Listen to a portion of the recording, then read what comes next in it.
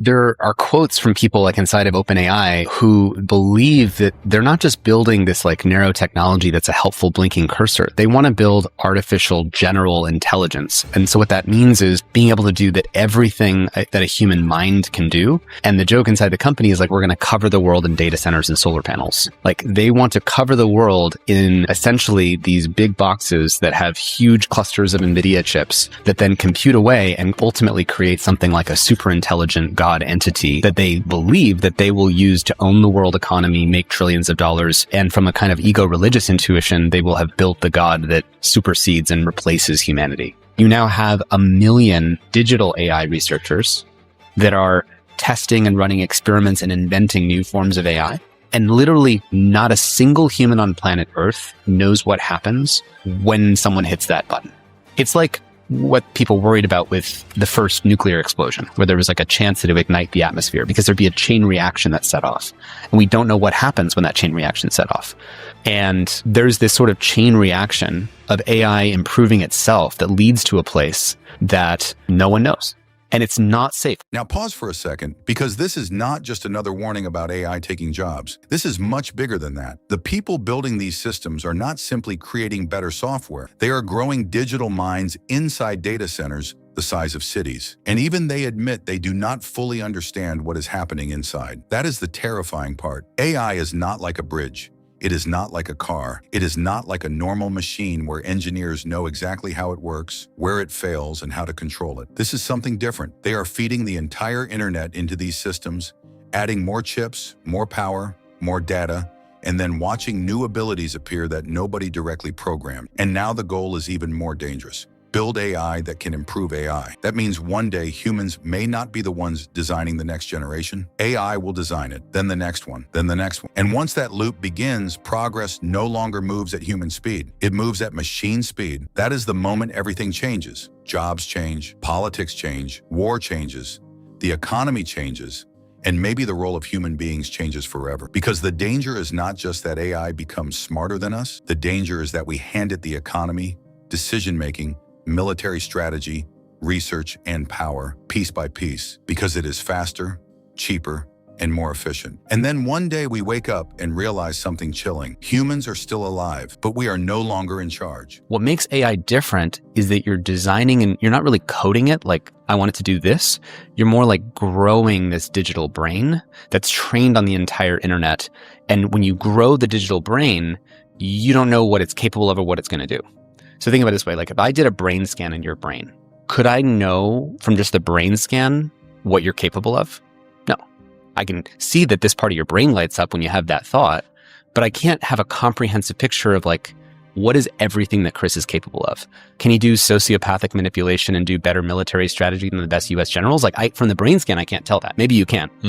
But so with AI, we are essentially, when people hear about these huge data centers getting built out, like Facebook's building one or Meta's building one the size of Manhattan, and you ask like, what's going on there? It's like they're building a bigger and bigger digital brain that's what goes from GPT-3 to GPT-4. With more neurons. When you hear the number of parameters of an AI model, that's like essentially the number of neurons in an AI model.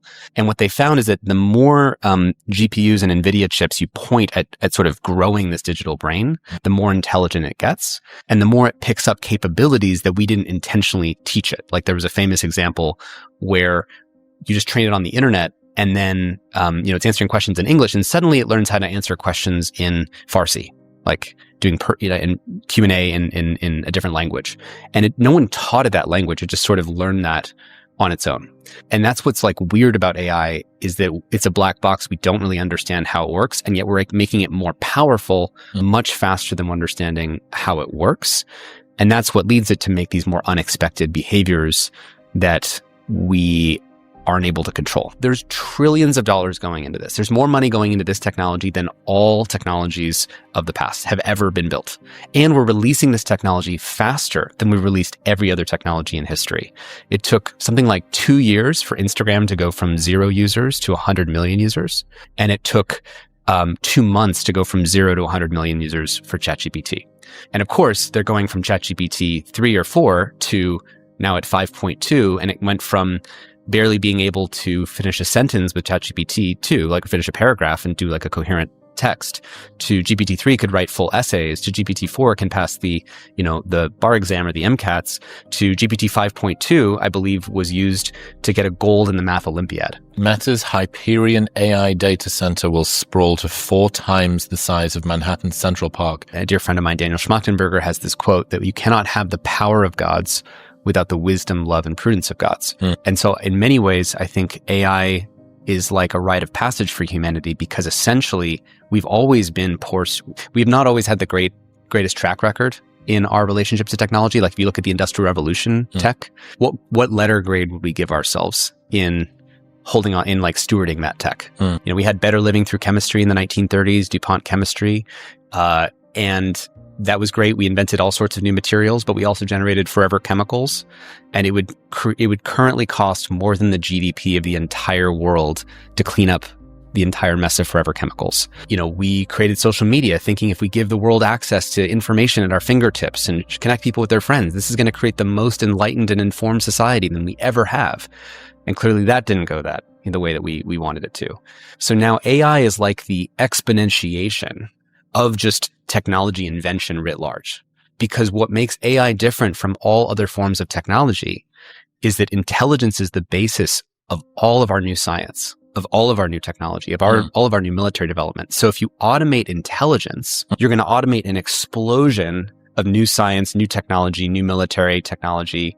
And if you have more power and more intelligence, but you don't have the wisdom to wield it, that's obviously not going to go well. The stated mission statement of OpenAI is to build artificial general intelligence, which means to be able to replace all forms of economic cognitive labor in the economy. Cognitive labor meaning anything your mind can do.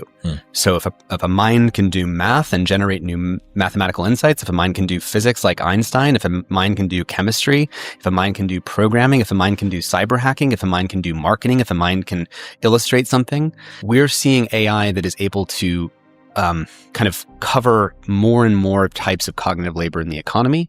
As we scale AI from this tiny little model with, 100 million parameters to trillions of parameters and these much bigger data centers, AI is getting closer and closer to be able to, and already beating humans at many cognitive tasks. We already have AIs that are better at military strategy than the best military generals. It's called the resource curse. There's a wonderful guy named Luke Drago who wrote a piece called The Intelligence Curse. We are about to enter a world where GDP for countries comes more from data centers and intelligence and AI than is going to come from the labor of human beings. So everyone's talking about how AI is going to automate all these jobs, and then we'll all just like sit back with universal basic income and become painters and poets. And is that actually what's going to happen? Or when countries get almost all of their revenue from AI, and a smaller and smaller percentage from people, do they have an incentive to invest in childcare, healthcare, education, the well-being of their people? Or is it basically just hook them up to the social media addiction economy, keep them busy, while basically all the revenue comes from AI companies? And so what I'm trying to get at is, this is not a human future. This is not a future that's in service of regular people. This is a future that's in service of 8 soon-to-be trillionaires who will consolidate all the wealth and disempower basically everybody else. We have this joke that most people's occupation in the future we're headed towards with AI is to become a coffin builder.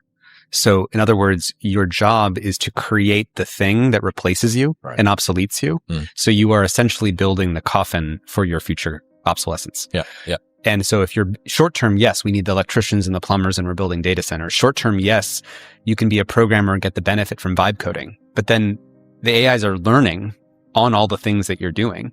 And it's taking all the training data of what you're doing with AI, and it's using that to train an AI that can take your job. So everybody using AI now to help them is also training the future AIs that will completely replace them. This is where the AI story becomes much bigger than jobs, chatbots, or students using ChatGPT for homework. Because the real danger is not just that AI may replace your work. The real danger is that AI may replace human decision-making itself. And that is the part most people are still not ready to face. The companies building these systems are not simply creating better software. They are growing digital brains inside massive data centers, feeding them the internet, adding more chips, more power, more money, and then watching new abilities appear that nobody directly programmed. That is not normal engineering. If you build a bridge, you understand the materials, you know the pressure points, you know when it will collapse. But with AI, even the people building it admit they do not fully understand what is happening inside, and yet they are making it more powerful every few months. That should terrify everyone, because we are not dealing with a simple tool anymore. A hammer cannot decide it wants more hammers. A calculator cannot secretly plan how to survive. But AI is different because it can reason, strategize, persuade, deceive, and make decisions. And now the next goal is even more dangerous. AI that can improve AI. Think about what that means. A human engineer builds an AI. Then that AI helps build a better AI. Then the better AI builds an even better AI. And suddenly, progress no longer moves at human speed. It moves at machine speed. No sleep, no hesitation, no boredom, no moral doubt, just constant improvement. That is the moment everything changes. Jobs change, businesses change, governments change, militaries change. The entire economy changes. And the most disturbing part is that this takeover may not look like a Hollywood movie. There may be no robot army, no dramatic attack, no machines marching through the streets. Instead, it may happen quietly. A company lets AI make decisions because it is faster. A military commander trusts AI because the battlefield moves too quickly. A politician relies on AI because the system can process more information than any human advisor. A CEO replaces workers because the AI is cheaper. A government automates services because it looks efficient. And step by step, humans become supervisors of systems they no longer understand. Still technically in charge, still sitting in the chair, still pressing the button, but only after the machine tells them what to do. That is not control. That is surrender with better branding. And the scary thing is, we are already being trained to accept it. Every time AI saves time, we trust it more. Every time it writes better,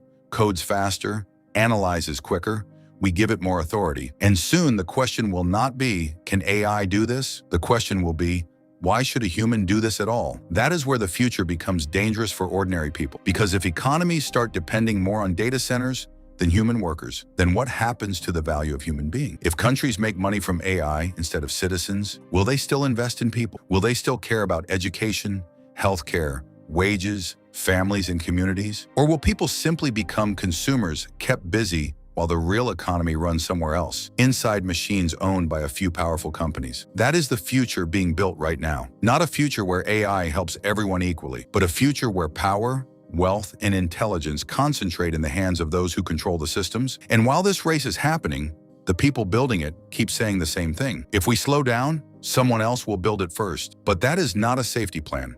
That is an arms race, and arms races do not usually end with everyone calmly agreeing to stop. They end when someone crosses a line they cannot uncross. So the real question is not whether AI will become useful. It already is. The real question is whether humanity can control something that is becoming smarter, faster, and more capable before we understand how it works. Because if we wait until the danger is obvious, it may already be too late. The takeover may not begin with violence. It may begin with convenience. It may begin with efficiency. It may begin with everyone saying, let the AI handle it. And one day we may look around and realize the world is still running, but humans are no longer the ones running it.